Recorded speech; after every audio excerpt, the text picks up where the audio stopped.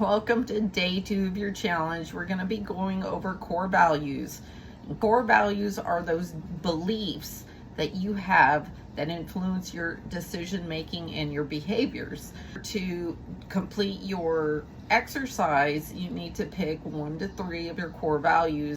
If you're like me, I have an idea of what I feel my strongest values are, but I wanted to have a little test to verify that or provide me perhaps some insight of which I was unaware. And so I found a site online. It has a free test.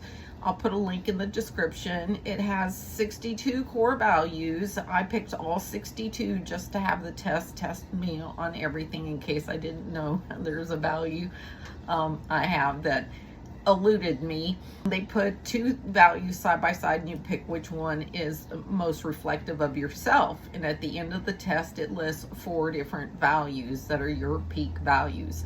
And mine ended up being, my top one was passion, which if I've ever had to pick a word to describe myself, passionate has always been one of my key top words.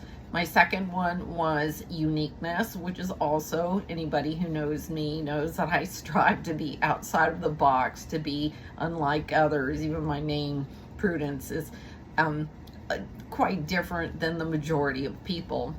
My third value that came up was wisdom. And this, again, anybody who's known me for years, I've written material, I've published material, I've had an online presence for a number of years, and so my passion is not just learning, but moving beyond learning to wisdom, going beyond, over and beyond the aspect of learning. I think that your mind needs constant learning to stay on track, to be healthy, to keep those neurons and synapses firing all the time. One of my other core values is ambition, and that definitely is the case. I have been striving to achieve not only in health, wellness, but in confidence, in my career, in my relationships. And I failed to remember there was actually a 5th one, and it was growth. And growth is definitely something that I've been striving for